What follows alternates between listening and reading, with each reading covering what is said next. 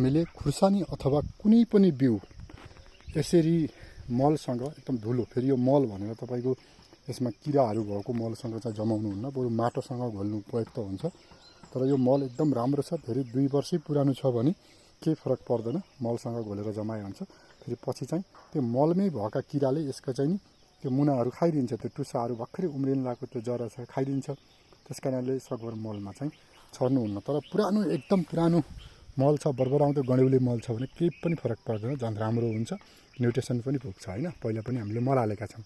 तर हजुरहरूले यसरी माटोमा अथवा मलमा थोरै पनि बिउलाई यसरी घोलेर, अहिले जसरी मैले छरेको छु टक्क त्यसमा घोलेँ, पहिला थोरै बिउलाई अनि यसमा मलमा घोलेँ, माटोमा घोलेँ, अनि त्यसपछि मैले बराबर छरेको छु। र यसरी छरिसकेपछि यो एकदमै राम्रोसँग उम्रिन्छ। र यता मैले बेडाइसकेको छु। अब म तपाईँहरूलाई यसमा बेडाउने तरिका पनि देखाउँछु हेर्नुहोस् है। जस्तो बेडाउँदाखेरि यसरी हामीले यसो गरेर सोर्ने होइन कि यसरी यहीँको यहीँ गरेर कोही यसको चाहिँ जमिन मुनि जाओस् होइन। यसलाई तपाईँले राम्रोसँग छोप्न सक्नुहुन्छ र माथिबाट माटाले अलिअलि पुर्नुहुन्छ भने त्यो ठिकै हुन्छ। तर हामीलाई त्यो चाहिँ साध्य हुँदैन, त्यसरी गर्दाखेरि हाम्रो समय पनि पुग्दैन, अब खर्च पनि धेरै आउँछ होइन। त्यस कारणले अब हजुरहरूले यसो गरिदिनु भयो भने अब एका दुई आफ्नै अब यो घरको एकदम राम्रो बिउ हो हुनलाई यसरी किनेको बिउलाई त हामीले माटो माथिबाट चालेरै चट्टा हाल्नुपर्ने हुन्छ, किन महँगो हुन्छ यो। अब हाइब्रिड भन्दा नि महँगो हुनलाई मैले यहाँ चाहिँ एकदम ग्रेडिङ गरेर अत्यन्तै राम्रो 2 वर्षमा सबभन्दा उत्कृष्ट बढी फल्ने खालको बिउ ग्रेडिङ गरेर निकालेको बिउ हो हुनलाई।